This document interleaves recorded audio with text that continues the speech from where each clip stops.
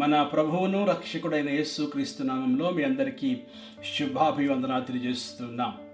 ఈ యొక్క శ్రమ దినాలలో మార్కు సువార్త 8వ అధ్యాయం నుంచి 16వ అధ్యాయం వరకు కొన్ని ప్రాముఖ్యమైన అంశాలు మనము ధ్యానం చేస్తున్నాం. ఈ శ్రమ దినాలలో ఇది 10వ దినం. నిన్నటి దినమందు వివాహము గురించి మనము జ్ఞాపకము చేసుకున్నాం. ఈ దినమందు యేసు ప్రభువారు చిన్న బిడ్డల గురించి మాట్లాడుతున్న మాటలు మనం ధ్యానం చేద్దాం. కొంతమంది తల్లిదండ్రులు యేసు ప్రభు యొద్ద నుంచి ఆశీర్వాదం తీసుకోవడానికి యేసు ప్రభు యొద్దకు వారిని తీసుకొస్తుండగా శిష్యులు వారిని గద్దించారు. ఆదిలో బోధకుల యొద్దకు బిడ్డలను తీసుకెళ్ళి దీవించడం అనేది సర్వసాధారణంగా జరుగుతూ ఉండేది.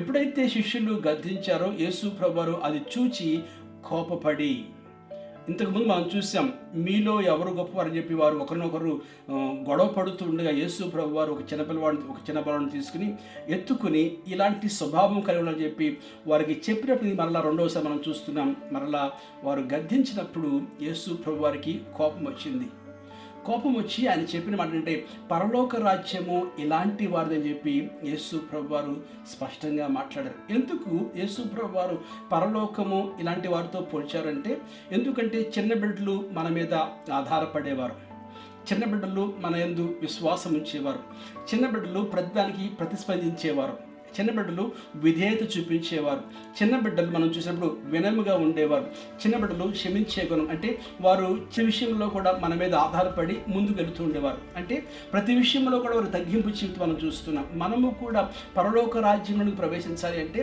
చిన్న బిడ్డల వంటి మనసు మనం కలిగి ఉండాలంటే పరలోక రాజ్యము అందరూ కూడా పరలోక రాజ్యంలో చేరాలంటే అలాంటి మనసు మనము కలిగి ఉండాలని చెప్పి యేసు ప్రభువారు ఆ చిన్నపిల్లను ఎత్తుకొని కౌగులించి వారి మీద చేతులుంచి వారిని ఆశీర్వదించెను.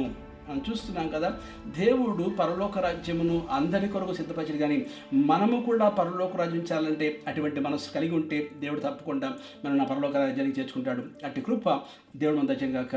ఆమేన్.